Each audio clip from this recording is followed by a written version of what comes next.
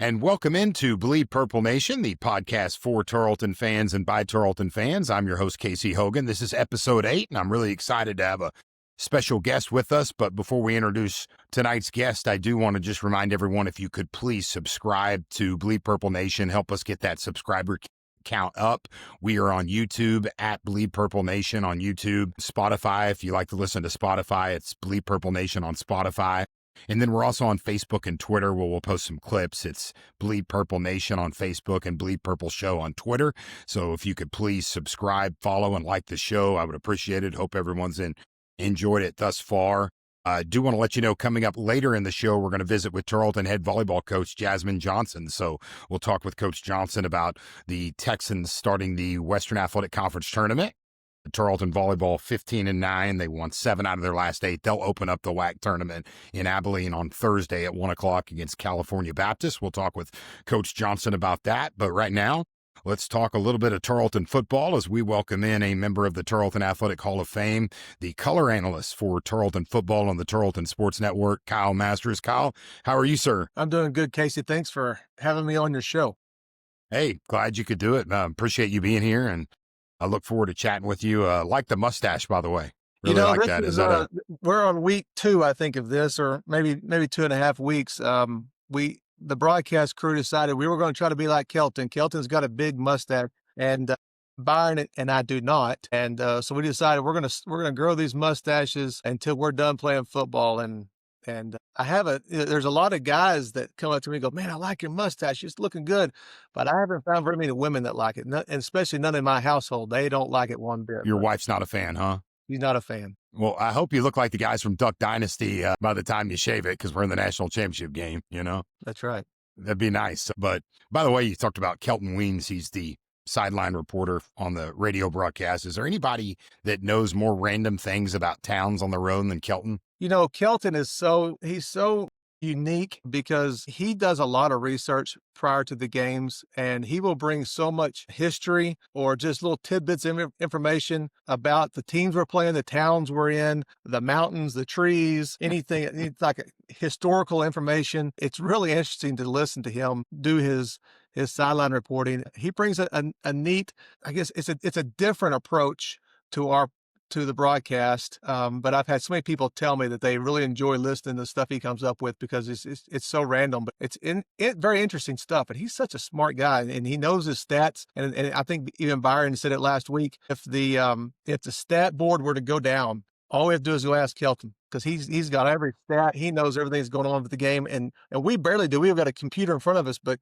Kelton knows everything. He's got a little pad and paper, and he has the drives. He knows everything about what's going on. It's really cool to work with Kelton. He does a great job for him. He sure does, and a great guy. And I remember, I don't take credit for a lot of things, but Byron and I were talking about this a few weeks ago, and I said, 2 of the 3 members of your broadcast crew were hired by me, Byron, or at least brought on board. And you, and when we started calling games together many moons ago, and then Kelton, I'll never forget, Masters, we were at I guess I was doing radio for Tarleton baseball in Canyon, and there was a young kid, a college student, on the public address announcing, and I was like, man, this kid is like really good at Peay. And so I started talking to him, and it was Kelton, and we begged him to leave WT, his alma mater, and come and start working with us at Tarleton, and the rest is history. And he taught me some things. I was listening to that ACU game on the way home. I left when we were down, 28-7, started the 4th quarter. Not because we were down, but I took my twins to the stadium there in Abilene. It was a nightmare.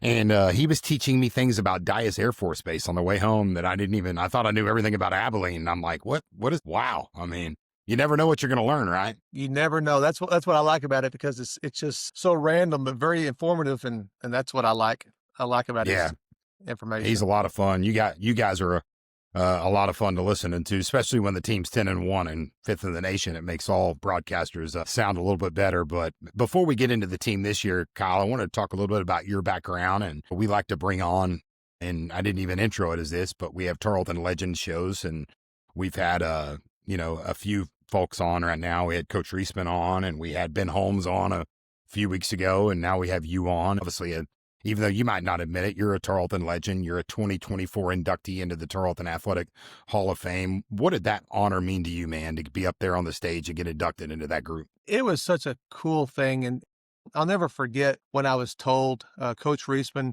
was actually in the booth, and he was up there supposedly just to give an update on the Hall of Fame golf tournament that was coming up. Um, so we were talking, and Coach Reisman was talking about the golf tournament, and then he started talking about Hall of Fame and what it meant, and then he just kind of turned to me and then told me the news, and I was just floored. I couldn't believe it.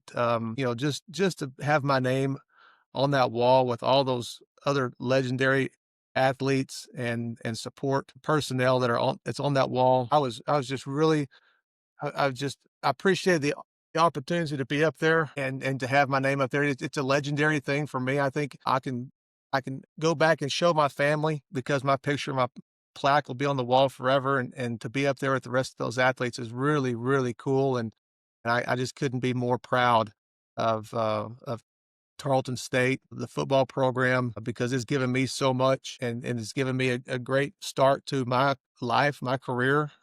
Still live here in Stephenville, and I lived here. I grew up in Wheeler, which is up in the Panhandle. I came to Tarleton to play football. Didn't even know what Tarleton was or where it was, but I just came down here. Coach Twitten offered me a position here, a red shirt my freshman year. So I came down here, played 4 years, red shirt my freshman year. And then I played 4 years, started the next 4 years of my career. And we had some great program, remarkable program achievements those years where we started winning conference championships, really kind of turned the program, kind of the upward trend. There were some teams before us, obviously, things like the '86 Sunflower Bowl championship. That team was a big team, and there's a few prior to that. But I think the 4 years I was here was a really good year, a group of years where we were winning most of those years. And it was really a great season for me and a great career that I had at Tarleton, and graduated in 2004, and I just never left. I stay here and I live here in Stephenville with my wife and 2 daughters, and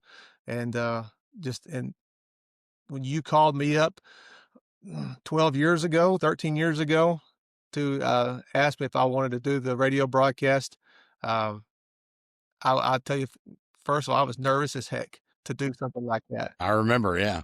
So Yeah, was but I when I started. yeah, but it was fun, and I really appreciate you giving me that opportunity because I'm still doing it today. It's the 12th year of following the team, and Byron and myself do that, and so yeah, it's just all those things that I've done in the past. It really started there at Tarleton, and I'm just so proud to be here. And you should be proud. And you're someone I think is a textbook example of Tarleton gave you a lot, and you continue to give back with your time, your treasure, your talent. And wanted to talk to you a little bit about Coach Witten because we were talking before we started recording. He was here in '96. He left to go to Wyoming as the offensive coordinator, Sam Houston State. And then he came back your first year when you were recruited. And then you were here that whole second tenure of Coach Witten, right? And I guess the year after you were done playing, he left to be the head coach at Sam Houston. What are some of the things when you see Coach Witten now? What are some of the things about Coach that are the same and maybe some areas that he's evolved or changed in? I think when I was playing here, I've heard him say this before, that he believes that he was really young as a head coach. He even He said was. he was too young to be a head coach. But I think what he did that helped him out, he surrounded himself with a lot of coaches who had a lot of history. Bill Anderson, I don't know if you remember Coach Anderson. No. He's got 50 years of coaching. Dick Winder had 41 years of coaching before those two guys, and they both passed on. But those two guys were out on the staff, and so I think because he was so young, he was smart to know that he needed some support by the guys who'd done it before him, and so he surrounded himself with a lot of good coaches that took care of the program for him, helped him build it up to where it is today. But I think some things that I've noticed is how he's matured as a person. He'll tell you that those years were some fun years. I remember Coach Witten as he was one of those guys that it was a business for him. He was so smart. He still is. He's a very smart coach, offensive minded coach that can watch film and just pick apart plays. But he's one of those guys that it was kind of like there were levels in the program where it was hard to go talk to him directly because it was almost like he was just so important in the program that you didn't want to jump your coach's rank to go talk to him about something that really may not have been that important. And so I felt like Coach Whitten was one of those guys that when you saw him, it was like, oh, there's Coach. I mean, he carried such a large stature around the team. And so, yeah, I think I've enjoyed watching him as he's come back to Tarleton. This is maybe his third year that he's given the offensive coordinator or the play calling roles to Adam Austin and Coach Scott Carey. And I remember that first year he did that. I asked him, I said, how's it been not calling your plays? And he looked at me and said, well, he said, it's been tough, but you know what? He said, this is what needs to be done because it should. I mean, at a Division I level, it's hard for the head coach to call the plays. He's got to be a manager of the offense and defense, and he can't do that when he's focused on just the offense. So he knew that it was time to give up that role during the game. Coach Adam Austin, they do a great job. Scott Carey, those two co-offensive coordinators, they do a great job with the offense, and it's easy to, I mean, you can tell that by how well the team's doing. But Coach Whitten is just I would call him a professor on the field. He's always studying what the other team's doing. It's hard to get anything past him, and I really admire him because as we all have our problems in our history and in our past, and Coach Whitten will tell you, we're not all perfect, and he's no different than anybody else. But he's got a story now that he can tell recruits, he can tell people. He's very open about his past. He can really just motivate you differently than other coaches, just by the way he'll talk to you, he'll listen to you. I think our relationship is different, obviously, because I'm not the player anymore. I'm a fan. I'm a former athlete, and so I feel like he'll talk to me a little differently now, and I really enjoy our conversations that we have together, just because it's neat to come back and watch him as a coach from the sidelines doing something that he does a really good job at. And I think Tarleton's they should be very proud to have him as their head coach for this football team. Absolutely. The all-time winningest coach in Tarleton history. And one of the things about Coach Whitten that I admire is it seems like he never lets his highs get too highs and his lows get too low. Like, when you watch him coach and something terrible happens or there's a bad call, he seems to have the same demeanor as if we're on a 28-0 scoring run. How important is that in a coach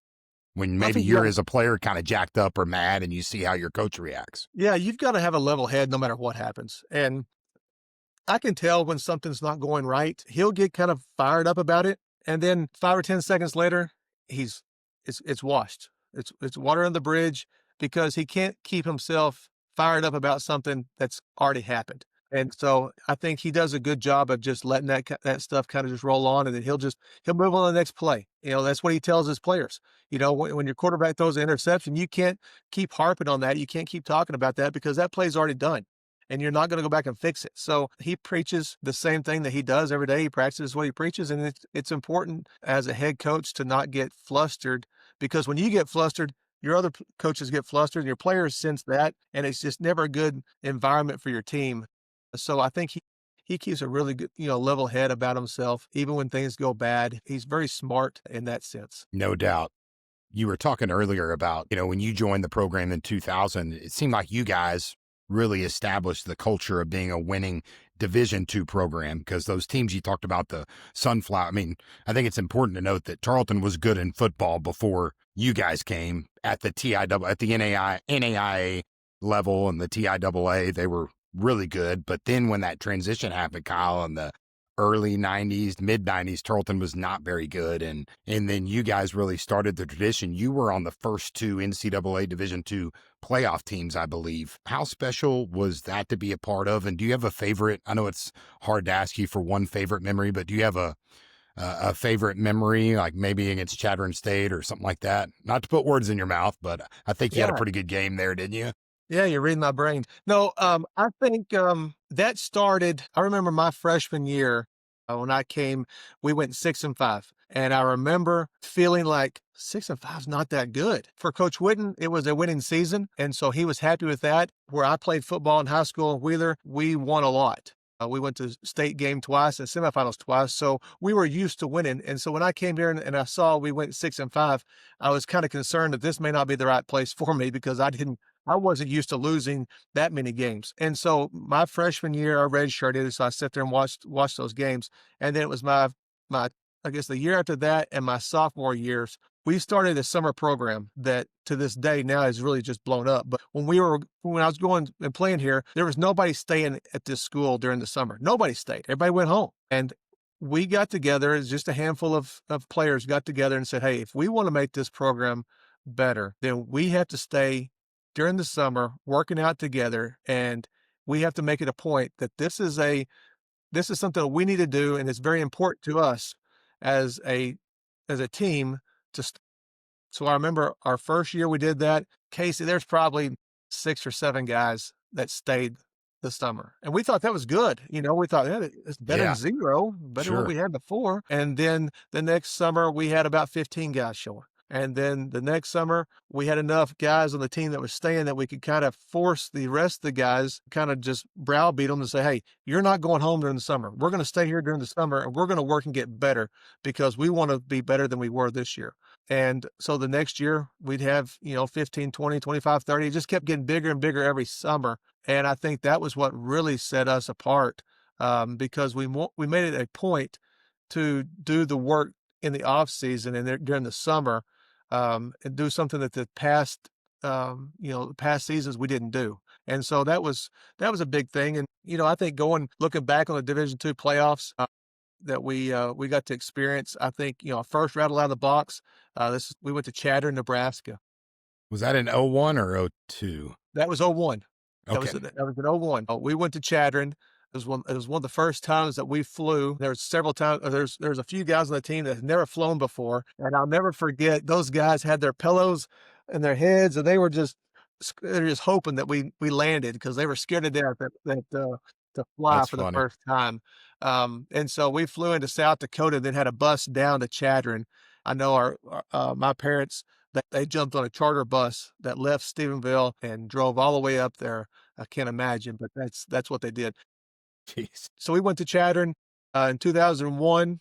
I remember that game. They were ranked number 3 in the nation, and we were ranked 17. We were not supposed to win that game. Nobody thought we'd win that game. And I remember all the plays start to run together, but I remember one play it was a touchdown catch that I made. It's from Steve Kelly. Was he any good? This Kelly cat? He was a fairly good quarterback. Yeah. Steve came to us from Miami. He's a Burleson kid. Then he graduated, went to Miami, and then transferred back to Tarleton. And now, Casey, this was a 3-yard touchdown. All right. But I can remember when Steve threw that ball, he was throwing about a 50-yard pass that went 3 yards because it felt like that ball went through my stomach and out my spleen. He threw it so hard. And I remember catching the ball and laying on the ground and looking up, and I see all these upperclassmen that were all, happy and cheering me on. I was like, this is pretty cool. I like this. Yeah. And so I think that was like the second touchdown that we'd scored in the playoffs. And so we ended up winning that game 28-24. And just it's such a high to be able to have a playoff win. The next week we went to UC Davis. Davis, yeah. Played against JT O'Sullivan. He was our quarterback back then. And JT O'Sullivan, he was a really good quarterback. In fact, he was Hall of Fame member out there as well. I think he was in the Hall of Fame in like 2008 or something like that. That's when he got inducted. He graduated, and I think he had about a 10-year run in the NFL, Saints and the 49ers and a few other teams. I can't remember exactly where all he went to, but he was a really good quarterback. But we lost that game 42-25 in 2001. So those playoffs were just games that I remember that were just so cool because we had fans that would show up to watch them, and we didn't have a big fan base back then. We're a Division II school. We weren't that big to begin with, but I kind of got ahead of myself. I think really another great memory is when we won the South Division championship. We won that at Commerce, and that was when we realized we were going to get a ring, and that was a big thing to have a championship ring. Was that in 2001 too? Yes, that's 2001. Yeah. Yeah, yep. That's what I thought. So able to go ahead and get a ring. I remember standing on that field. That was back then when they didn't have a visitor bleachers. On the other side, yeah. There was nothing. Remember that. Yeah, everybody was on the home side. And so that was such a weird feeling to be on the visitor side all by ourselves. It's so quiet over there during the game, because there's no fans behind us yelling and screaming, hollering. But yeah, just had those feelings of victory, walking off a field like that, and then just those next 2 weeks of the playoffs was just something special. It really was. And that's where Tarleton started getting their name back out there as a dominant program. And we did that into 2001, and then 2003 and 2004. Once again, we were champions and we were co-champions. That's when the Lone Star Conference was doing a North and South flip-flop. Yep. So every year you're either North or you're South, and we're back and forth. So we played the directional schools in Oklahoma one year, and then we'd go down to South Texas to Kingsville, which is the longest trip in the world. Tahlequah, Oklahoma might be a little farther, but yeah, Tahlequah or Portales, New Mexico. Woo. Y'all try. Hey, back then, I say we because I used to do bus trips when I did radio for football, but we traveled a lot different than they do now. You guys are prima donnas now at this FCS level, man. Well, you know what? It's a lot charter different flights now. Everywhere. Yeah, it's a lot different now. And right now, so the way we do it, we usually fly out on the away games on Fridays, usually around about 11 o'clock, 12 o'clock. We'll fly out of Alliance there in Fort Worth, and we'll take a charter flight. It's a 737. The radio crew, we always joke because we can tell you how many rows of seats this plane's going to have because we're the last row. You're in the back. We're the last. Yeah, we're the back. You're just glad to be on the plane, Yeah, we call it last class. Instead of first class, we're last class. That's row funny. 31, in case you're wondering. That's where we sit. But yeah, it's neat because we can kind of see these guys on a different level. When they're traveling, they don't have the helmets on and pads, and they're just kids. And I call them kids. They're grown men, but I call them kids. But these guys are just out there playing football, and it's really cool to see them not playing football and just interacting with them. And we stay at the hotel with the team, eat meals with the team. We do a lot of stuff with them while we're on the away trips, and so that kind of helps us get to know these guys. So when we have our broadcast, sometimes we can throw in some tidbits of some personal notes about some of these players that we get to meet. And so, yeah, it's completely different. And boy, these guys can eat. My gosh, Casey, they'll have a buffet of food. And I was behind, I don't remember who it was, but I was behind one of those defensive linemen, and they had chicken fried steaks. Now, these chicken fried steaks are probably, they're good 8 to 10 inches. Yeah. Wide. And so I get my chicken fried steak, my one chicken fried steak and put everything on it. And I look, and he had 3. He had a chicken fried steak, had gravy, chicken fried steak, gravy, chicken fried steak, and gravy. It's like 3 of them stacked on each other. Holy cow. And it's just, they can get after it. And when you played, you probably ate. Now when you eat, you're thinking, man, this one chicken fry, I might have to work out at the gym for 40 minutes just to get this off my waist. Man, traveling with the teams is sure a lot of fun and a great experience. And I remember when I went to work at UTEP, we would take donors on the charter flights with football. And I thought, man, this is the coolest thing in the world. Because when I was at Tarleton forever, we didn't fly. And here we are going around, with UTEP on these charter planes, which you guys do now. And it's getting to see different parts of the world. And I was going to say one more thing on, that Chadron State game, man. What a neat thing to be a part of, because that was the first playoff win in NCAA history at the Division II or Division I level, and you were a part of that. And man, so much. I remember I was a freshman that year in college. Was that the year, I might be a couple years off, that everybody was putting skids for Heisman out on everything? That would have been the next year because Sam Skidmore came the next year. Yeah. So I'm getting my years, but I remember that watching that. I remember watching that Chadron State game. I think they set up like a big screen in the student center or something, and where you could go and watch it, and just a neat experience. And watching Steve Kelly play at Memorial Stadium, that guy was unbelievable to play at that level. And anyways, we could sit here, I know, and talk all day about some of those teams back then, but we better get into this team, 2025, that you're covering, man. What a fun run this has been. Even back to when Coach Witten got back in 2016, and then rebuilding the program took a couple of years, and then those runs with Zamari Manning and Ben Holmes. But talking about this team in FCS, what a couple of years it's been. Right now, Tarleton 10-1 on the season. Let's get folks caught up on this game this past week, 61-0. You beat North Alabama, which I know I could get off in Division II history, which I'm kind of a nerd in, but North Alabama in the back in the Division II days, Bobby Wallace was their head coach. They're an absolute Division II powerhouse, and now they're in FCS with Tarleton. And boy, 61-0, man. I know North Alabama was without their starting quarterback, but did you envision it getting that out of hand? No, I really didn't. And I think we talked about the spread before the game, 30 points or whatever it was. Mhm. I thought that was excessive. I didn't think it Me was going to too. be anything like that. But I sure thought they were going to score a touchdown. I thought they'd at least put some points on the board. But, it just came down to coming off a bye week. And then prior to that bye week, I would say getting embarrassed by ACU. Should not have gotten beat by ACU, but we did. And so I think there was some pin up anger from by the team that says, hey, we got to come out and we need to make a statement today. Whatever that case may be, we got to make a statement and show the nation that that wasn't us back then. So we are a better team than that. Yeah, 61 points. I mean, it was crazy. I think it was exactly 500 yards offense. Wow. But that's when that game really showed you what happens when Tarleton State has an offense and a defense that's playing lights out.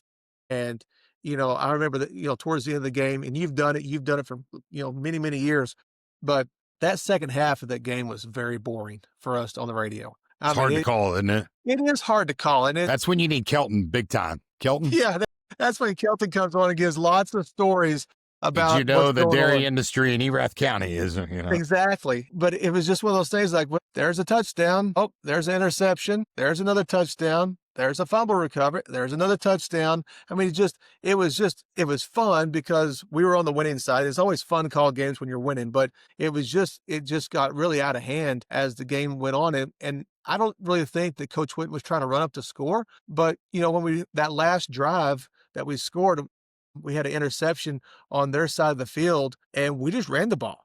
We weren't throwing the ball deep. We weren't trying to pick them apart.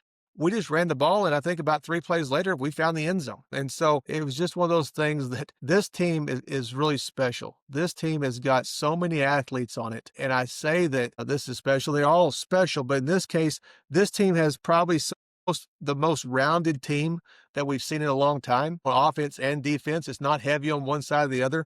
But I think what also sets this team apart is the depth of these players. This is the first year when I was talking to Coach Carey that he has a full second string offensive line, and he's never had that. If in the past, if we've lost an offensive lineman are unique because you can have a guard playing, and if a tackle gets hurt, your backup guard can go play that tackle position. Or a tackle can play a guard, or they're kind of like interchangeable. I don't know how they do it. They're a lot smarter than I am, I guess.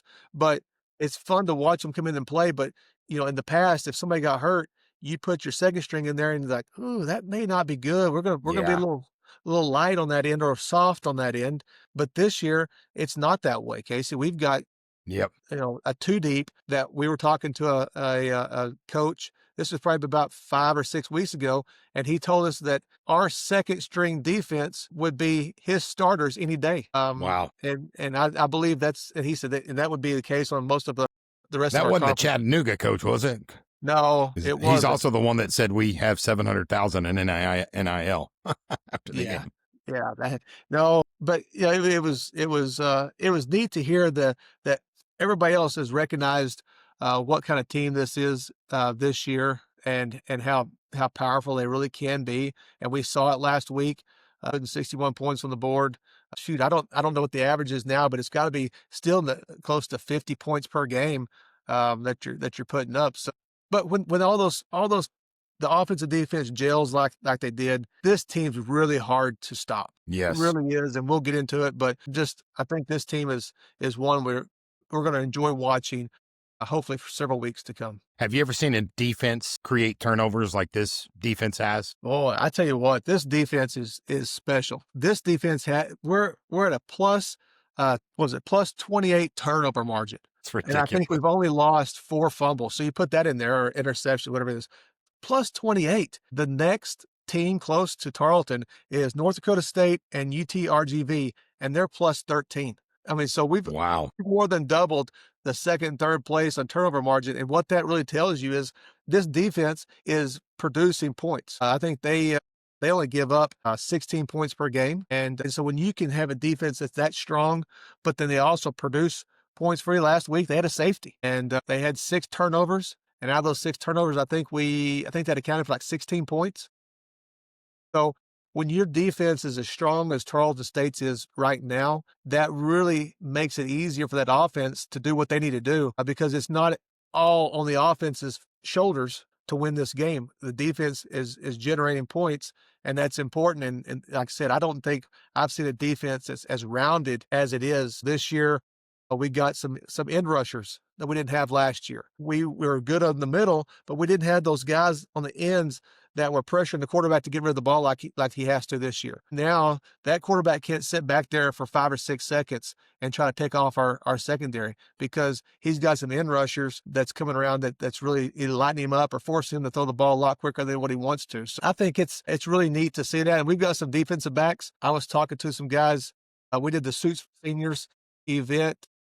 I saw that. Sunday. And so I was talking to one of the guys, one of our seniors that we sponsored, and I said, when I played 20 years ago, I said, I would hate to go and run routes against this secondary, because these guys like to hit, and you don't get that very often, that a secondary player, because typically they're a smaller framed person, and you don't see that very often. These guys they love hitting people. And there's times you watch them, they'll hit a guy, and then they'll just walk off the field and hold their shoulder because they hurt themselves because they hit the guy so hard. And, it's fun to watch. They're so fast on the field. It really causes the offense that we're playing to cause them lots of grief, because Coach Nix has this offense dialed in really well. And it's fun watching them. Yeah, it sure is fun watching as a broadcaster, fan, whatever role you're in, coach. It's certainly fun to watch. And you talk about the depth, and I mean, we could spend 2 hours going over all the positions, and definitely there's, like you said, Kyle, so much more depth, especially in the trenches. But I mean, even the skill positions, like, yeah, you had Darius Cooper, unbelievable. Back in the Division II's, Amari Manning. I feel like this year there's just so many weapons on offense that how do you really zero in? And specifically that running back position, let's talk a little bit about that, because, I mean, you talk about depth. Like, I remember Tylan Hines started that first game, right, against Portland State. He got hurt early, and then Trey Page III comes in. He looks like an All-American, and then he gets hurt. I know he's hurt now. We'll talk about that. He gets hurt, and then I forget what game that was, Kyle, that we were running out like our 4th and 5th string, running backs, and one of them was the other Page, right? And he has 4 or 5 touchdowns. I mean, it's just insane at the running back position. And now, unfortunately, I don't know if it was ever made official, but you could see Trey Page III's social media and see he's going under anesthesia. He's done for the year. He's about to have surgery. So, but then we get Tylan Hines back, and he had 2 touchdowns in that 61-0 to win. How big do you think that'll be, getting Hines back in this offense down the stretch? I think getting Tylan Hines back is the final piece of this puzzle as we look into the final stanza of the season, because I will tell you this, it's always a joke about Coach Whitten having a handful of running backs. It's like he collects running backs. He always has so many guys back there that can run the ball for him. And in this case, we've gone through about 5 or 6 running backs. Like you said, Tylan got hurt. He only had 4 plays against Portland State. He was a big recruit and we're really excited to see what he could do. And he goes down with a dislocated elbow, and they thought he may be out a couple of weeks, a month or so, and it just never got better and never got better. But the good thing about it is the next man up mentality. You look up and you've got Trey Page III who comes in, and he had 200 yards that game. And we're like, well, so good. I guess Tylan's he can sit on the sidelines for a little bit while Trey Page III runs the ball for us. Trey Page carried the ball throughout several games after that, and he was actually named at one time on several lists. I think the Jerry Rice Freshman of the Year award list for a little bit. And so he was on that list. And then unfortunately he got hurt. And so then we look up and we see there's so many guys out there that can run the ball for us. And yeah, you talk about James Page. It's funny because we got 2 Pages run the ball for us. People were arguing with me in that game, like, no, Trey Page is playing. I see Page out there. I was like, that's not Trey Page, man. Yeah, spelled differently. But Caleb Lewis came in, and Caleb did a great job for us, and he's done it for a while now. But then he had a high ankle sprain, and Coach Whitten says, anytime that happens, it's a month before we get him back. And And he came back for the ACU game, but I really don't think he was 100% for that game because he didn't run like we're used to seeing Caleb Lewis run. And so Caleb's got 9 touchdowns for the season. Yep. Productive running back. He's a great player at Pitt State. Really good Division II player at Pitt State too. Yeah, you're right. And so James Peay has 8 touchdowns. And so those guys are just really productive. So to have Tylan coming back, this game was huge for Tarleton. I've told people Yes. if we didn't get him back, I'm not sure what the offense would look like, because it's no disrespect to Caleb Lewis or James Peay, but there's a big difference between your number 1 running back, your number 2 running back, and then your 3 and 4 running backs. Your production is just different. They have a different running technique. Tarleton has this delayed handoff, this delayed mesh that we've run for several years that just blows the minds of lots of defensive coordinators. And a lot of people hate watching it too. Like fans, they're like, "What in the heck is this?" Yeah, and it's I weird. love it. I do too. I love it because when I first saw it, I couldn't believe what we were doing. I thought, why isn't he running? He's walking. But it's the quarterback takes the snap and then he puts the ball out to his running back. But while he's doing it, he's looking at the corners and the safeties to see what they're doing. If they come crashing down to stop the run, he pulls the ball and throws over the top and goes to a receiver. And if those guys go back in the coverage, he hands the ball off to the running back. Those guys are never right. They're always wrong, no matter what they do. It comes down to the quarterback and what he decides to do. But it's a really different style of running than what a lot of schools and teams do. And Caleb Lewis and James Peay, they run differently than Tylan Hines and Trey Page the third runs. And so to see Tylan come back, he had, I think he had 12 rushes, 80 yards, and 2 touchdowns last week. But to get him back, you can see the top end speed that Tylan has, because there were several times last week that he would stretch the ball to the boundaries, and it would look like he would be tackled behind the line of scrimmage, but he would get the corner, he'd get the edge, and then his speed was just next level speed that would get past those defensive linemen or linebackers coming across trying to tackle him, and that they couldn't catch up with him. And so it was a relief to me. I know it has to be to a lot of people. It was a relief to me to see him back in the backfield and being productive, because I really think if he wouldn't be able to come back, I'm not sure how long this playoff run would be, because he makes a big difference in this offense. And to have him back is a huge thing for Tarleton.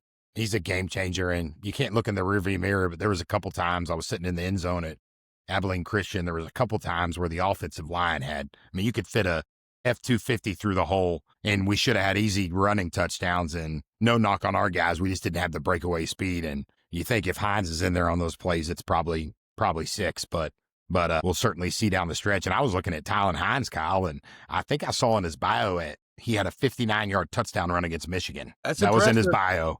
Yeah. If that's true or not, I'll go back and check that. But I thought when he was at Hawaii, it said he had a 59-yard touchdown run against Michigan. So this kid is an extremely talented man. And I wish we had time to kind of poke every position apart, because I'm having so much fun. But, we talked a lot about the depth at the quarterback position, obviously with Greek. And boy, the offensive line has just been so good that you talked about earlier. Let's talk a little bit about Austin Peay, man. Tarleton, again, 10-1 overall, folks. They're 5-1 in the United Athletic Conference, tied with Abilene Christian with that 5-1 mark. And there's one game left, my friend. Hard to believe. And it's Austin Peay that comes to town to Stephenville this Saturday. They're 7-4. They're 4-3 in the conference. At one time, Kyle, they were ranked in the top 20 in the nation. They got an FBS win. Tell us a little bit about Austin Peay. Yeah, Austin Peay, I think they're very similar to some of the things that we do. I think their defense is kind of a strong suit for them. Now, their offensive production is what we're used to seeing. They put up 56 yards against North Alabama, or 56 points against North Alabama. So I try to compare what they did versus what we did to our most recent opponent. But they gave up 28 points, which was kind of lets me know that North Alabama they found something on Austin Peay that they could kind of use against them. Now their quarterback, he's really good. Their quarterback, Chris Parson, he's got about 2,500 yards, 18 touchdowns, but he also can run the ball really well. And there's no secret, Tarleton has a problem with running quarterbacks. I think we've got about 4 different games where a running quarterback has caused problems for our defense, and he's no different. He runs the ball. Throwing the ball, he's not as strong. He's got a couple of targets, but their running game is kind of spread out. They've got about 10 guys that have all run the ball this year for them, but they don't average but about 62 yards per. I think their top rusher is about 62 yards or 58 yards or something like that per game. Not a big producer on yards, but I think it's going to come down to how well the defense can handle that part kid and just see what he offers up on the offensive side. I have no doubt. I think if they're going to have some trick plays, we're going to see them. This late in the season, run their ball isn't their strong suit. So if they decide to do some trick plays, they're going to have to get kind of creative to put some points on the board. And I bet we could see something like that this late in the season. And so we'll just see what happens. But I think on the defensive side, they've got some pretty good defensive players. And I think overall, watching what they do, their defensive production isn't as strong as Tarleton's, but they still have 7 interceptions for the season. So they're very aggressive on the defensive side. Their top tackler, I think, is this Smith kid in the Middleton. Those 3 guys up front they're pretty good players for Austin Peay. I think the secret to this game is Tarleton has got to get up on them quickly. And I think if Tarleton can get out there and get on them quick and then let the defense get out there and do what they do, I think we have a great chance of winning this game. There's no doubt. I don't think anybody in the conference expects Tarleton to lose this game, but it's like anything else. You don't know. They are 7-4. So and they're not out. I mean, I don't know where they're at, Kyle, because the committee only, I think, puts when the committee did the midseason rankings, it's only the top 8. But at 7-4, they got to think that if they could get a win, they might be back in the playoff picture. Yeah, I think I don't think that's a bad deal. I think top 25 is just it's a weird group of teams right now. I mean, you've got some 8-3s, you got some 7-4 teams in there. A lot of things are going to happen this week, and I know we'll get into that a little bit later, but I think Austin Peay had 8 votes to get into the top 25. So, yeah, they're down there. There's no doubt. I think a lot of things would have to happen just right for them to ever get up there. But they're not completely out. An 8-5 team is going to make the playoffs. If they were to win this weekend, I think it'd be hard for them too, especially since they're not in the top 25 right now. But Tarleton's got to win the game first, and I think there shouldn't be a problem doing that as long as everybody's playing like they're supposed to and doing what they're supposed to. I think we should come up and be very dominant in this game, and because like I said, they really have one guy that produces a lot of yards for them, and that's their quarterback. He shut him down, and they're going to have to start doing some other things, and that's when Tarleton smells the blood in the water when they get that. When they get their top producer down, boy, it's hard. That defense is such a hard team to play against because if you get down against Tarleton, man, and you start pushing it and stretching it and trying to make plays that aren't there, this defense will just tear you apart. And that's what's so great about that secondary is they just love interceptions. I mean, they love intercepting that ball, and so that's what's going to happen is they're going to start having to throw that ball more, and then Tarleton's defense is going to step up and shut them down. But yeah, I think overall this should be a good game to finish up the season against. And I know you know this, but Austin Peay, they have their saying that we always joke about. Their saying is "Let's go Peay." Now, that's not very motivating to me. I don't know who came up with that, but that's their saying is "Let's go Peay." So we don't want to get there. We don't want Peay to. We don't want the Peay. We want the purple poo to have a good day, but not the Austin Peay. Right. Yeah. But that program that, has a lot of tradition there. They made a nice run a couple years ago in the FCS playoffs, and their head coach at the time, Scotty Walden, parlayed that into the UTEP head coaching job. And I mean, they seem to be there every year, so it should be a lot of a fun. As far as what Vegas thinks, Kyle, Vegas, we were talking about this. Now, I don't gamble on sports because I could now, but working in athletics for so long, you can't. And frankly, I'm terrible at it. Like, not something I play a little blackjack, but I'm not putting any money on a game. But if you're the gambling type and you're watching this, Tarleton is a 20.5 point favorite, which I know to you and I, that probably seems a little high, but I thought 33 was a little high last week, and we won by 61. Yeah, and I think, wow, 20, that seems like a lot to me. I think I'm like you. I think that's a lot, but I think Tarleton's defense is going to be the best that they've seen all season, and I think they're not going to be ready for what they're about to pull up in when they get to Stephenville. I don't think they'll be ready for this. I would love to see that. I think that's a credit to the program when Vegas has Tarleton almost a 3 touchdown favor on a team that's 7-4. I mean, yeah, absolutely.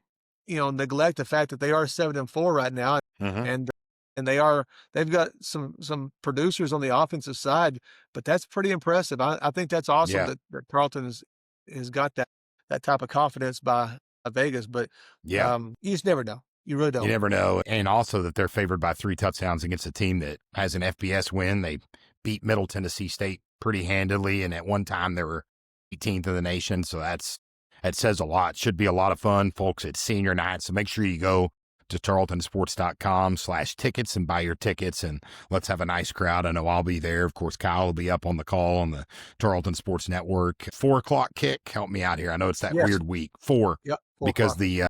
basically, folks, the FCS committee on the final game of the year in D2, they did this too. They tell the schools you have to play. This is the latest you can kick off because the committee, and we're going to talk about that next, Kyle, as soon as all these games are done, the FCS selection committee, which is comprised of a lot of athletic directors and coaches, will meet, and they'll put together that 2014 bracket. Kyle, it's going to be announced at 11 o'clock on Sunday.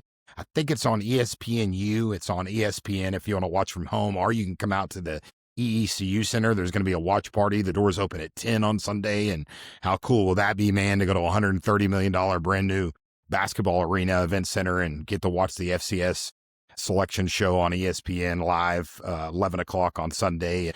You know, the last rankings that came out from the committee were a couple weeks ago. Tarleton was at 5. Which is important. We know the top 8 teams get a bye and a home game in the second round.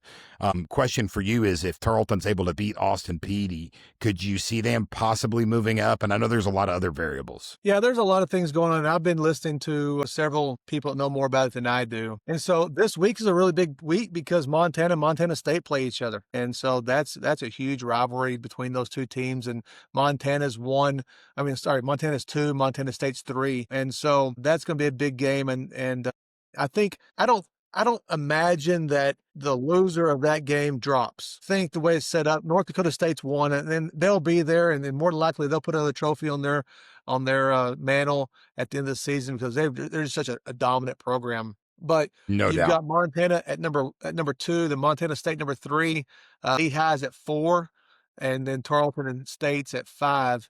And I think, even if Montana were to lose, they would only drop. I think they'd only drop 1 spot. I think they may flip-flop. Montana State loses. Well, they're expecting to lose because that's a number 2 team in the nation, and I don't foresee them dropping that much, even if they were to lose. Now that would make them a 9-3 team, which would be kind of curious to see what they would do. But I don't think the committee would drop them out much at all. I think what it'd come down to is what happens between Tarleton and Lehigh. Lehigh's 11-0. And Tarleton right now is 10-1. So after this week, Tarleton's 11, Lehigh's 12-0. Will they swap? Will they flip-flop? I think what's going to happen is the committee's going to look at a couple of things.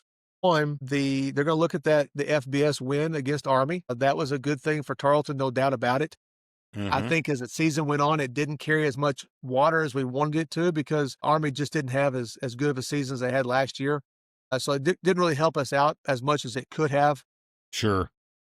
And there's no doubt the ACU loss was I think that hurt us more than what we thought at the time because you look at the rest of the schedule, Tarleton's only other victories against a ranked opponent would have come with Utah. We beat them, but we beat them during their 5-game losing streak. So I think West Georgia might have been ranked when we played them. In West Georgia, yeah, those two teams. But I think what's interesting talking to Sam Herder is I think at the end of the day, the committee's not going to look at if they were ranked when you beat them. They're going to look at who's ranked at the end of the year. Okay. Does that make sense?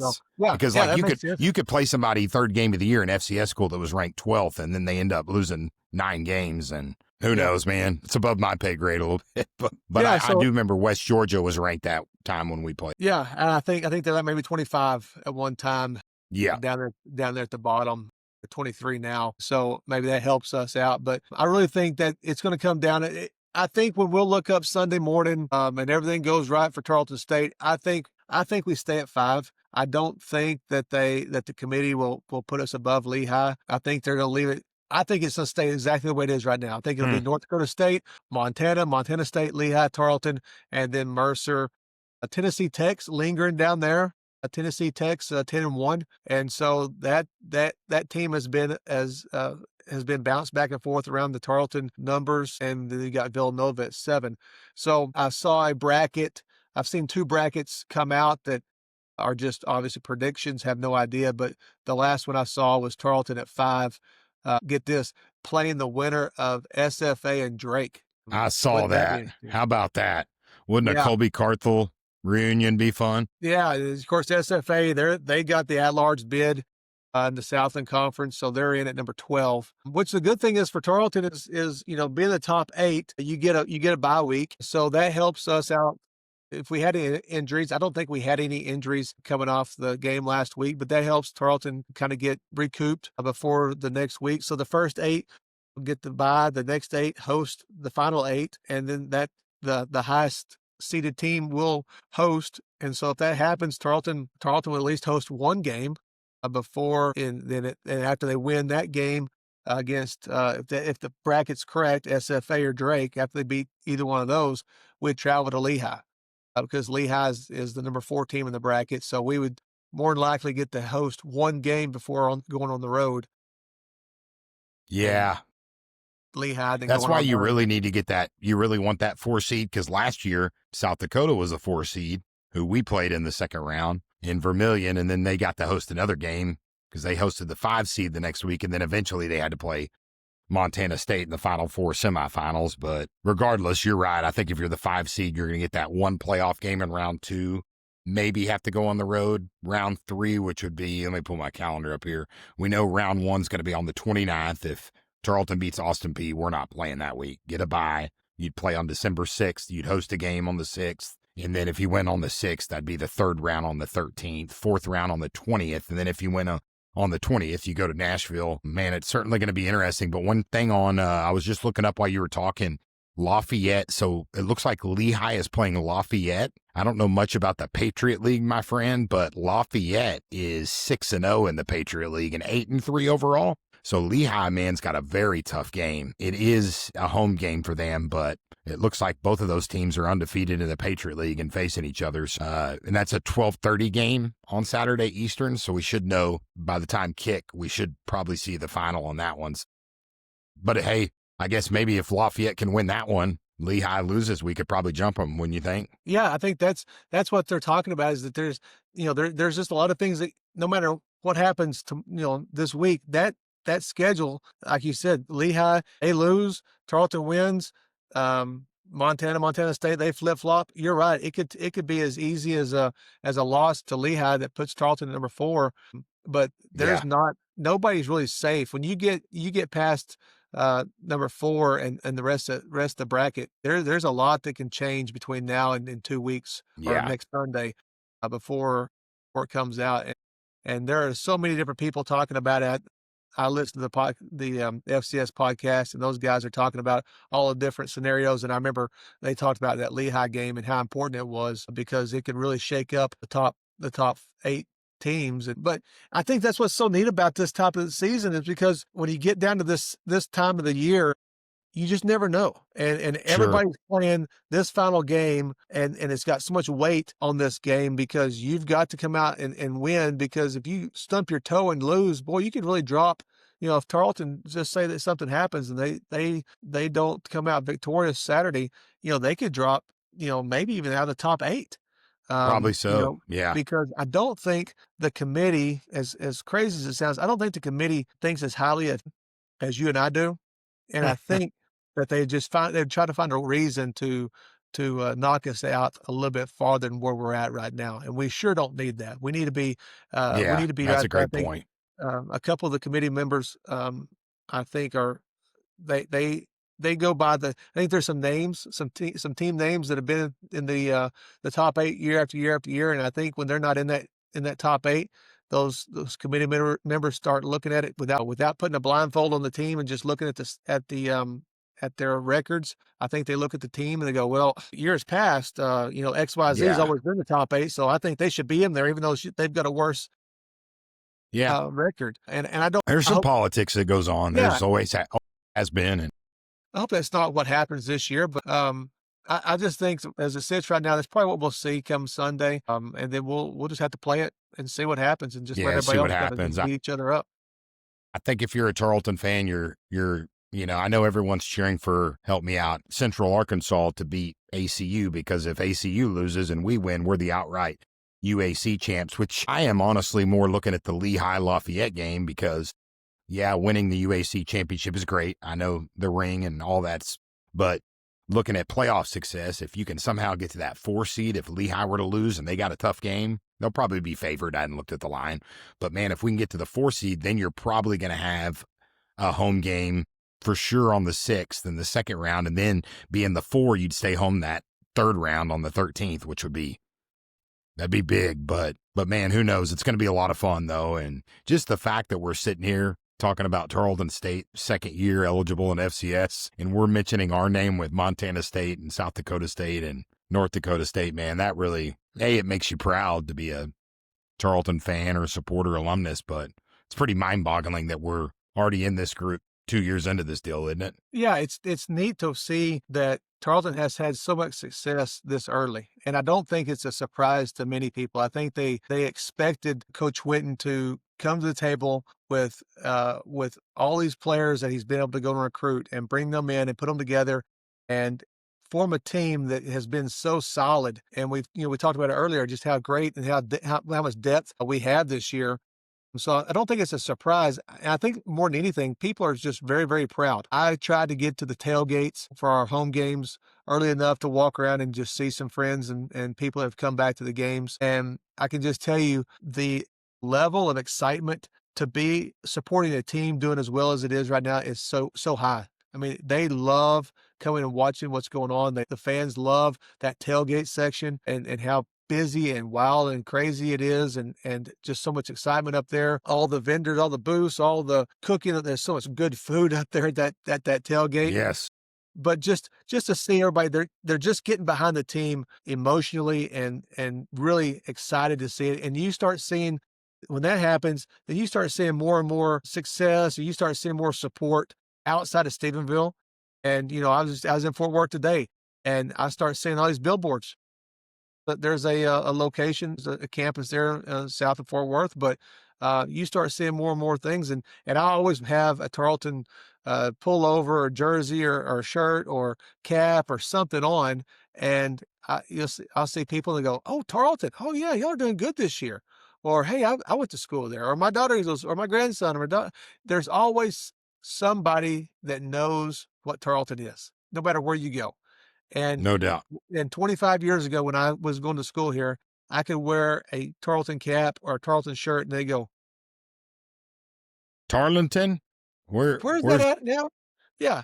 And you have to explain to them. You don't have to explain to it anymore. You don't have to explain what Tarleton is. They know what it is. And that's so cool. That's the power of fellow alumni to have that feeling when you go somewhere and they already know what Tarleton is. That's really cool. And that's where we're at right now. The success is being felt by the fans, and they are really supporting this team, and it's cool to see. Yeah, no doubt. Can't end this interview with wiser words and better words than that. It's been a heck of a season, a lot of fun, and still at least 2 games left. Again, the regular season finale is this Saturday against Austin Peay, 4:00 kickoff. 46 seniors, by the way, are going to be honored. I texted Byron earlier and asked him if he could. I guess you would have known too, but I said, how many seniors are going to be honored before the game? 46, Kyle. Yeah. That's a lot. And I said this earlier, but so Dana Whitten started a program 3 years ago. It's called Suits for Seniors. And the idea was a lot of these guys can't go to a department store and pull a suit off the rack and put it on and it fits them. Some of them can, but when you got an offensive lineman that's 6'8" and 315 pounds, you're not going to find a suit. Which we do. Yes, we have them. And we say them. We don't say him. We have them. There's multiple of those guys. And so finding a suit for these guys is hard. And so she came up with this idea. She told us we had this event on Sunday, and she said her and Coach Whitten were sitting around talking, and she says, I want to get the seniors suits so that they have something to wear when they go to their job interviews. And they after they're done playing football and they're ready to go into post-football life, wanted something for them to have that was really nice. And so he said, yeah, okay, it's a neat event. anyway, so he said, I like the idea, do it. And so that was 3 years ago. So this year, Dana and I, my Dana, we participated this year, and there were 46 seniors that walked out with Wow. suits. And Casey, those kids, those guys were just so proud to have those suits on because they look good. I mean, the suits were great quality. They're professionally made, fitted just right for every player. Ollie comes out. He's got a shop there in Dallas, and so the guy who owns this, his name's Wally. He comes down and spent 2 days with those guys measuring them, and then came back and Measuring made sure them. they all fit out great. And so it was just neat. So, but yeah, 46 of those guys, and I saw Wow. Coach Peay there that night, and I said, because they had took a group picture, and I said, that's a lot of guys up there, and he said, yeah, and I said, you've got replacements for all of them? He said, not yet, but he said, we're working on it. Well, yeah, that's a lot of seniors that's a lot of seniors that are departing, but you know, the way they have this thing rolling with the tradition and the success. And by the way, I did want to mention on Suits for Seniors, Kyle, we talked about that with Coach Witten on our second episode, but want to let you know, if you want to commit to buying a suit now, it's not too early for next year, right? And you can contact Melanie Lane, who Miss Mel is the football executive assistant, pretty much runs the show. She's pretty much the boss, right? Call Melanie at 254-968-918, or it's Lane, Lane, at tarleton.edu. And I'll drop that graphic right below. You can see here with Miss Mel's phone number and email. So I'm going to buy a suit next year. I didn't buy one this year, just slipped my mind, but I am a member of the Texan Club and giving a little bit to NIL, and we can all pitch in. But man, I look forward, Kyle, to being at Suits for Seniors next year, because that is a fantastic event. Saw all the pictures, and thank you for buying a suit for that 6'8", 315 pound. How would you like to be the tailor patching that suit together? Well, I know where my money went. It went for a lot of cloth, because there's a lot of cloth around. Yes.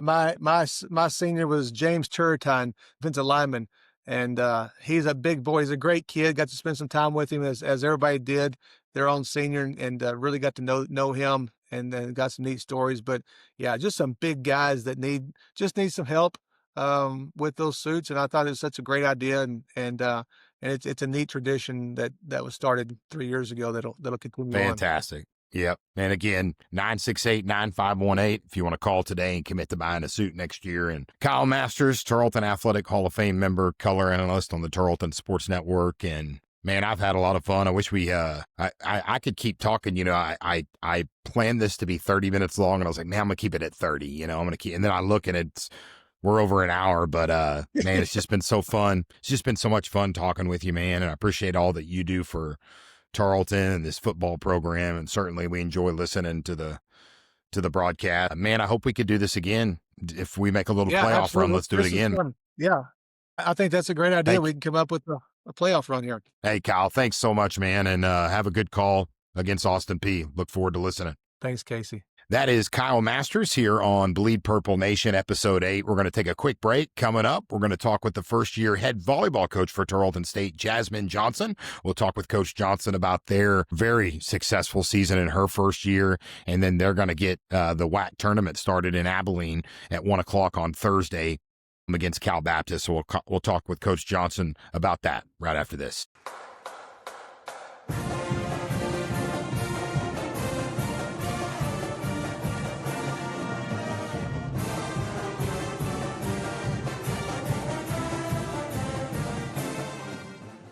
And welcome back to Bleed Purple Nation, the podcast for Tarleton fans by Tarleton fans. I'm Casey Hogan, and very honored right now to be joined by the 19th head volleyball coach in Tarleton history, Jazmyne Johnson. And Coach Johnson, first off, congratulations on a great first season. And I know you're pretty busy today, right? You're about to head to Abilene.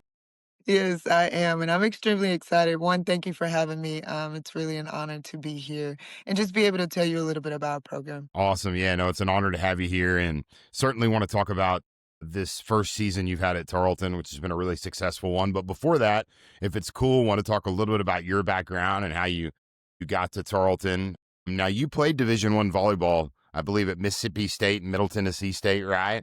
Yes. How did those experiences prepare you as a student athlete, prepare you to go into coaching? Yeah, it's funny because I didn't know I wanted to be a coach.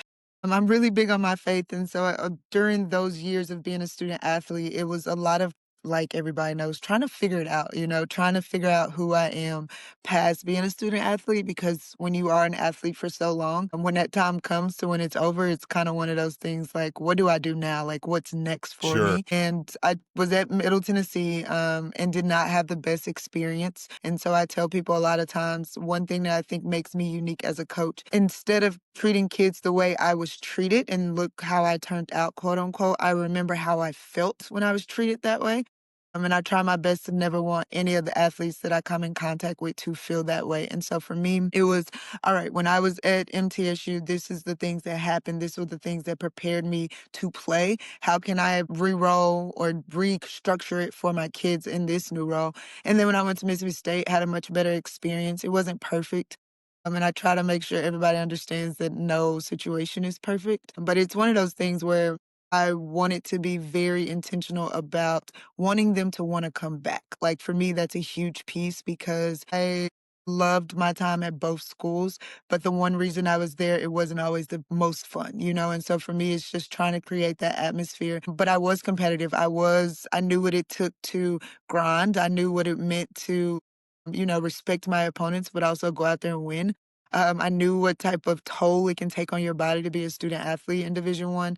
I knew the time consuming. I knew everything about it because I lived it. I tell people all the time, I'm like, I feel like I lived every situation possible in college. My grandfather died my freshman year, my dad's dad, and then my mom's mom passed my senior year.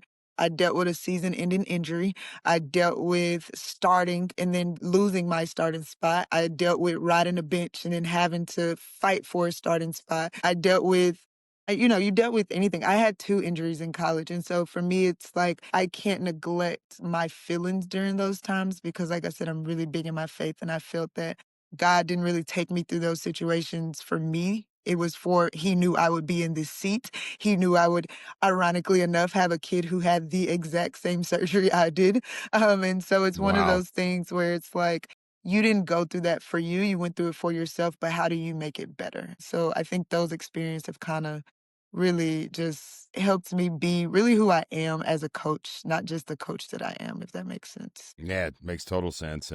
It sounds like you're certainly able to relate to players with all the, Yes. I mean, sometimes I think we forget these student athletes are first and foremost, they're people and They're they humans, have yes. things, they're humans, and they're not gladiators, they're humans. And you've been able to relate to them. I know coach has got to be really special for them. And talk a little bit about your coaching career. So Yeah. you've rose up the ranks quickly, there's no doubt, but you've also paid your dues. You started at Yes. Texas Woman's, right? Yeah. And then you went to Searcy, Arkansas, and you were a GA at Yes. Harding, got your master. I mean, you've done it all. Yeah.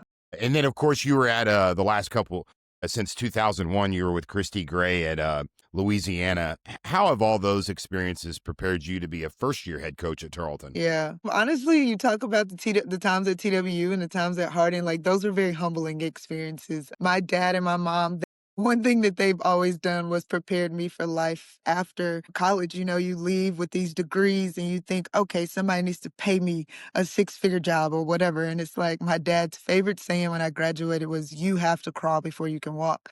And for me, it's like I did. I just went through college. I did crawl. It's one of those things that he's like, no, no, no, no, no, negative. But my dad was somebody who got it out the mud and really, paved his own way. And so like he learned from experience. And so TWU, I was a coach's assistant, I wasn't even making $10,000. It was like an hour away. My mom and dad are in DeSoto, Texas. That's where I'm from. I was, that drive from DeSoto to Denton, I was making that drive. I stayed in hotels at times because it may have been too late or I needed to get up there too early. And so it was getting my feet wet, but it's funny because I think that 4 or 5 months that I was at TWU, I looked and I was like, "Oh, yeah, this is what I wanna do." Like, I genuinely enjoy this. And then went to Hardin in Searcy, and Searcy was a huge eye opener just because if anybody Yes. is Searcy is a very unique town, let me say that. But I loved my time there, but funny enough, that was also during COVID, but also the type of graduate assistant I was able to coach, but, not a lot of GAs get that hands-on experience, and so Coach Meredith Fear and her husband, Robert Fear, really helped me get that experience during that time, but I was working in a computer lab while I was there to make extra money, and then I ended up being an assistant for somebody, so when my dad basically foreshadowed me having to crawl before I can walk, yeah, I was. Here I am with a whole degree from Mississippi State, but working 2 to 3 jobs at a time. But then even when I left Harding, I went to Norfolk State for a while, and I was only making $10,000 there. So it wasn't even, I still was not there, but I'm a full-time assistant, quote unquote. I was living with the head coach at the time. So that was, it finished with that in May of 2021. And then, and I'm going to be honest, like that wasn't the best experience for me, but just all of it was very eye-opening, and it just made me wonder, do I really wanna do this? Like, is this really Mm. what it's worth? Like, being from Dallas, like, there's so much opportunity in Dallas. I could have gone there, made a lot more money. I joke now, I'm like, "No, I voluntarily picked for my career to be in the hands of 18 to 21-year-olds. That's on me." And so it's just one of those things where that is what I picked, and then when I went to Louisiana, it was a different environment, but it was more realistic. I tell kids to this day, I'm like, I didn't get my first full-time job with my own benefits until I was 28 years old. So, it's one of those things where people are like, yes, you got into the ranks fast. And I'm like, yeah, but you got to know what them first 7 years or so outside of Yeah. college was like for me. And so it was one of those things, but Christy was great. She allowed me to have my own autonomy. She allowed me to have my hand in a lot of different things. Like I would ask her, can I sit in certain meetings that she had just to see how it goes? I would ask her questions. We went to different gyms to kind of get more things into it. And so I'm gonna be honest, if me and you had this conversation a year ago, I wouldn't have told you I wanted to be a head coach. It wasn't just something that I aspired to be right now. I didn't think I was really ready, honestly. But then from the moment I talked to Steve and the admin, from the moment I was full-time hired, it was 15 days. And so for me, it was just, I just felt God was saying, Jazz, this is where you need to be. Whether you think you're ready or not, I will make sure you're ready. And, I can't do anything but give him the glory. When I look at a record of 15-9, my first year as a head coach in Division One, it's one of those things where it makes you a little emotional at times because you just see God's work working, and it's been a beautiful situation. Yes, no doubt. And we'll talk a little bit about it later, but 9-3 in the WAC your first year is a heck of an accomplishment. But before we talk Yes. about that, I did want to say that when you got hired, I'm friends with a Tarleton legend on Facebook. I've known him from working at Tarleton, Collett Johnson, who, Yes. if folks are watching, Collett Johnson's one of the greatest dual sport athletes in Tarleton history. Coach, he was a great men's basketball player under Coach Reisman, who's, of course, a Yeah. legend there. And he won the high jump in Division Yes. II national champion. And you're related to Collett. I mean, I know he's not Yes. your actual uncle, you were Yeah. saying, but you grew up around Collett Johnson. Yeah. How much of an impact did he have on your decision to come to Tarleton? I think the biggest thing is he's always had so much pride for the university and for Stephenville, and that was just something that I've always known about him, but I also know that he is an amazing human being. Like, I've trained both of his daughters in volleyball. I know his son, CJ, is really big into basketball and baseball, and so it's just when you know good people and they speak good on others, and I think too, it's like he never wanted to see me fail, and so I knew he'd be honest with me if it wasn't a good fit, but that was never anything that crossed his mind. I mean, even when I got the job, he made sure that there were people here that looked out for me. And like you said, you saw him shout me out on Facebook. Mm-hmm. There are other people that knew him that's still in town that saw him shout me out, and they're like, "Oh my God, and I'm like, "Yeah, that's Uncle CJ to me." And so, he's been around during some crucial evolving moments in my career and everything. And so it's been fun to really have him there, have his kids around, and just have his wife, just really big old family affair. And I know he is proud, and I just thank him for the support, because I don't know, Tarleton is a very unique place, and so sometimes I tell people all the time, I'm like, I've never met a school, been at a university that has more pride than Tarleton State University. Mm. Like, Yeah. it is a very unique place. Yeah, no doubt. It's a special place. And I was going to ask you, why Tarleton was the right fit for you, but you answered that. But I did want to talk. I mean, was there ever a point when you got in this job? And I know you knew a lot about Tarleton coming in, but was there ever a point where you got into this job and you were like, man, I don't want to say you stepped into a gold mine, but this is a pretty good, the way this athletic department's going, Coach, you stepped into a pretty good situation, Yeah. didn't you? Yes, no, for sure. And it's funny because like I actually came here and worked a camp under previous coach Mary Schindler in 2019. So I was Mm, familiar with her being at TW, being at Hardin. I was familiar with their run in Division II. So it wasn't like, I knew nothing about Tarleton. I wasn't really familiar with Stephenville, but I was familiar with the school itself. But then, like you said, when I got here, had conversations with some people, and it's like, oh, this school is very progressive. I had the opportunity to sit down with some more coaches that have been here, talk to other people in the coaching world who are familiar with them and familiar with everything that was here. And so it was one of those things where it's like Tarleton's headed in the right direction, and I wanted to be a part of that. And it's also being in Texas. Like I used to joke with people when I first went to college. I thought, oh, everything is bigger in Texas. I just thought that was something Texans say. I tell people all the time, Texas can be its own country, and I promise you, we will be perfectly fine. But you don't really see that until you leave, and it's like, oh, snaps! Like Texas really is bigger than pretty much any and everywhere. But it is a gold mine for volleyball. It's one of the fastest growing female sports. And so when it comes to me having to go out and recruit kids, like I brought in 11 kids this year, and 3 of them, maybe 2. 2 of them are not from Texas. One's from Hawaii and one's from Louisville. So it's like the rest of them, the other 9 are from Texas and 1 is from California. So the other 8 is from Texas in some capacity. Like they transferred and wanted to come back home. And it's one of those things where it's like I knew that would be a big piece for my success is being able to recruit close to home sure. and also having connections in Texas that I do have. Yeah, no doubt. So much talent in Texas and DFW, and Yes. I always find it interesting when players come from Hawaii to Yeah. Stephenville. Usually, we want to go from Stephenville to Hawaii So on vacation, right? yes. No, for sure. And it's funny because my one Hawaiian, Layla, she was so adamant about coming to Texas. And we joke. And I'm like, what was it? And she was like, I don't know. I just wanted to come to Texas. And so it's one of those things where, Hawaii is a lot more expensive than other places. But I think too, like we coached a Hawaiian at Louisiana, but they just want to see something different. Everything they know is Hawaii. But I love the Sure. Hawaiian culture just because it's a family atmosphere. So that is something that is very important to me. But yeah, no, it's when she used to always say that, I'm like, I don't know how she's going to adapt to Stephenville. I really don't. But she's actually been doing really well, quite frankly. Good. Well, people, and there's some good food, so I'm sure I'm Yes. sure you can take her around and kind of in Stephenville. I mean, you talked about you weren't familiar with Stephenville, but even if you were familiar with it, I mean, Colic could probably tell you this, and Yeah. it's changed so much. And I mean, you got a Buffalo Wild Wings right outside your office now. Yeah. No, it's some of everything. We're about to get a Panera over there, they're taking down the Woo. Dairy Queen. And so that was the funny thing too about bringing the alumni back. Like they were just in awe of just how many changes and everything that has happened. So Crazy. it's been fun to hear about those changes and everything as well. No doubt. Let's get into talking about this season, Coach. You're 15-9, but I've done radio broadcasting for a long time. Started as a radio. I didn't tell you this, but it's just strange the similarities and connections. But I'm actually the voice of Texas women's basketball this year in Denton, so I do their Good. play-by-play.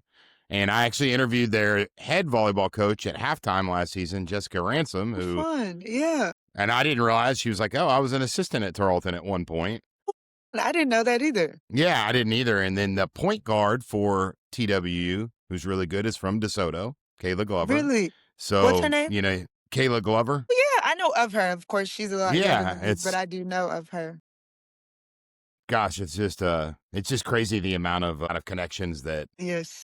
two people can have. But anyways, Yes. without knowing each other. Now, do people call you Coach Jazz? The girls call me Jazz. I Okay. tell them I'm all not the going to call time. you that. I just, No, they call me Jazz. Some of them will call me Coach Jazz. I just joke with them. I'm like, just don't call me out of my name, please. Like I don't like I'm not that formal person to where it has to be like Coach Johnson or, anything like that. It's funny when recruits call me Coach Johnson. I'm like, I am not my father whatsoever. Like I am that's not. funny. I'm just so Okay. old school. Yeah. I just say coach. But Yeah. hey, let's, by the point I was going to make is just being around like Coach Reisman and a lot of coaches for a long time. They always talk about peaking at the right time heading into postseason play. You guys at one point this season were 8-8. You've now won 7 out of your last 8. How good do you feel about where this team is heading into the WAC tournament that starts tomorrow? The message to them in September and August and September is I don't want to have these same conversations in November. That was literally the message.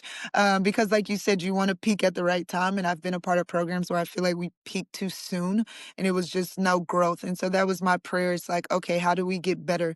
And we talked about it in the gym.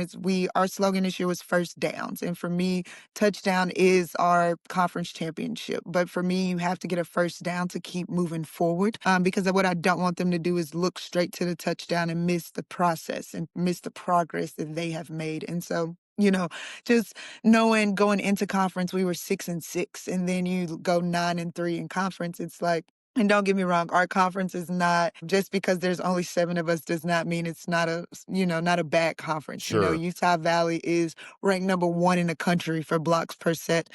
Utah Tech was ranked at number 9 before we played them this last time. So it's not like we are a conference that is not good, And so for me, it's one of those things where we just worked on getting better. And I worked on understanding that regardless of wanting to be undefeated, this is my first go at it. And so it's like you just said earlier, you're like, it's already a great season regardless of what happens. And that is something that I basically told the girls. Huge progress from where we were last year and everything. And so it's just, I don't know. It's something that you have to trust the process, but also make sure your kids stay bought in from August to November, because around November, depending on how your season's going, they could check out. And so for me, it was a lot of tough conversations that we had. We got to open up and continue to be vulnerable, because that's what helped us in the beginning. And now it will continue to help us. And so going in, we've had 2 good days of practices. We go to Abilene today to practice, and then we start play tomorrow. And so for me, it's just, I feel really good about it. I think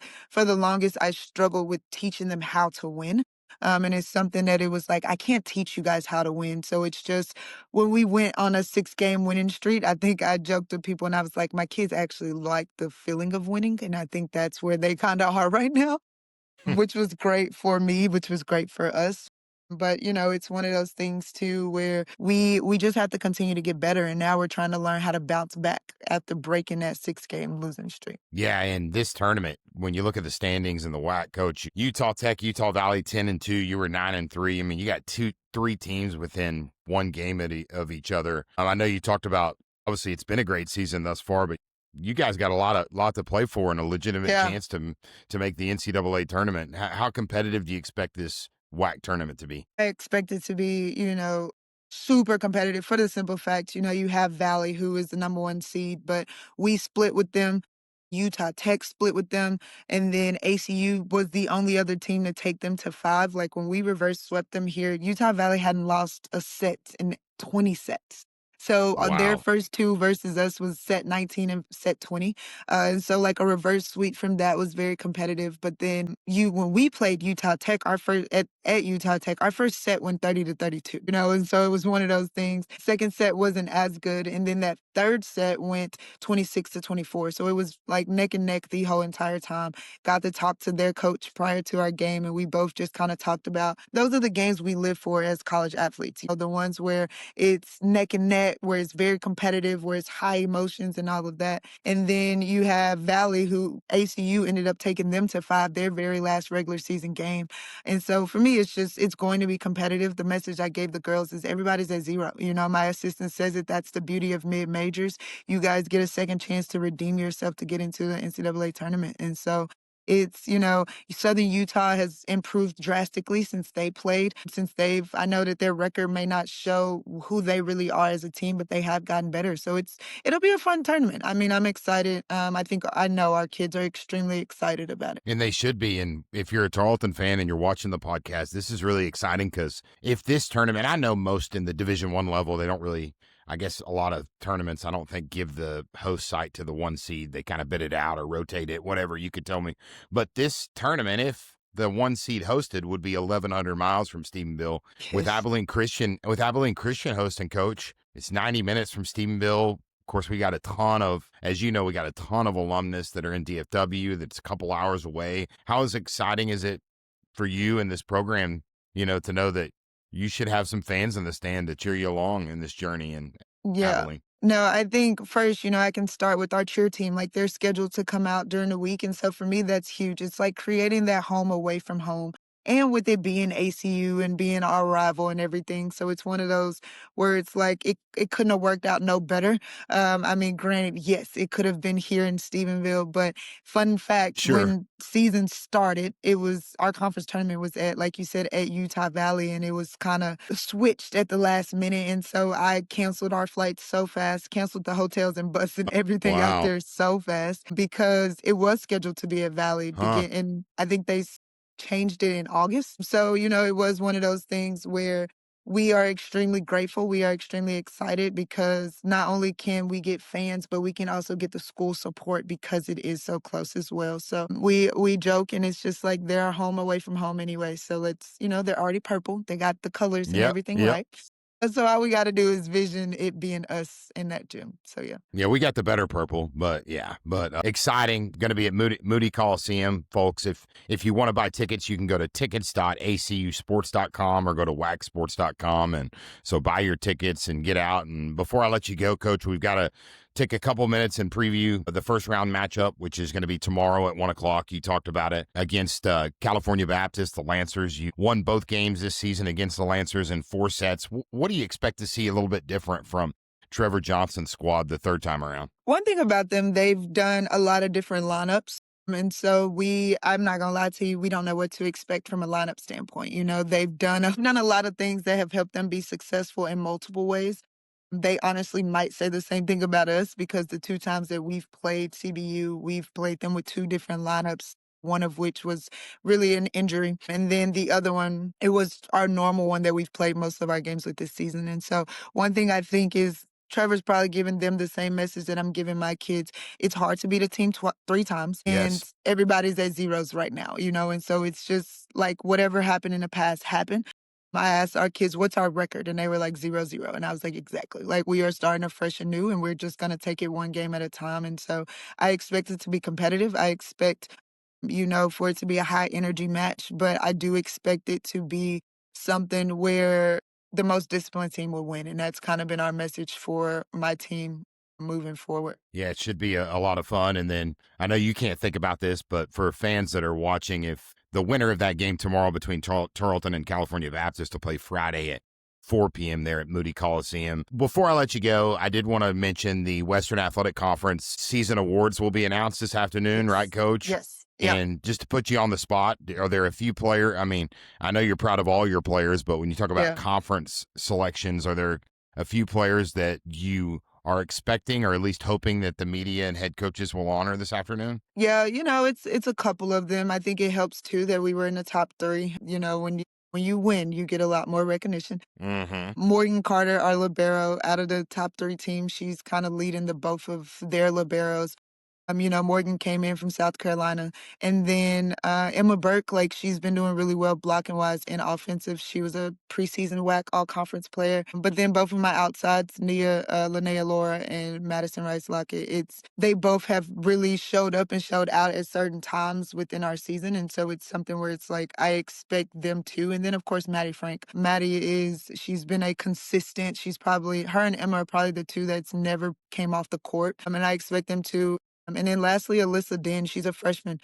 I know that she is one of those freshmen that should be going for freshman of the year, if I'm being honest, being biased, however you want to call it. So yeah, I expect quite a few people to make some team. We get 8 on the first team, 8 on the second team, and then 8 on the all freshman team. So for me, it's just praying that the conference recognizes my kids for who they are and not just yeah, you think about it, it's not just me saying it because they are my kids, but when you look at statistics and all of that, like they are ranked above some of the best. Alyssa leads our conference throughout the entire season in hitting percentage. So for me, it's like that's a freshman doing that. So it's one of those things where it'll be very interesting, but regardless, like in my eyes, all of my kids are first team all conference. So yeah. Absolutely. And should be really exciting. And Yes. I had a couple questions about recruiting and your Yeah. philosophy, but if it's okay with you, I know you got to go get on a bus. Maybe during the off season, we could have you back Yes. one week, and No, for sure. because I'd love to talk to you about how you're balancing I know we don't have time today, but I know that you just signed 3 or 4 high school players and kind of how you're balancing the transfer portal, NIL, all that kind of stuff. But I hope maybe we can get you back Yes, once the would love season's that. over. And I know you got to go get on a bus, Coach. So Coach Johnson, thanks so much for your time. Yes, of Best of luck. course. Best of luck in Abilene tomorrow. Thank you so much. Go Texans. And I know you got a real long bus trip today, right? Yes, I know, Just right? kidding. It's gonna be, about a solid 90 minutes. Nothing like you were talking about Division II earlier at Harding and TWU, and we used to call it life in the deuce, Yes. and Yes. some of those bus rides, like when you'd go from Tarleton to Kingsville, or Yeah. And it is a bus my ride. gosh, Yes, it it is is tough. it is a bus ride. But Yes. Abilene's not bad, so safe trips, Coach. Thanks so much for your time.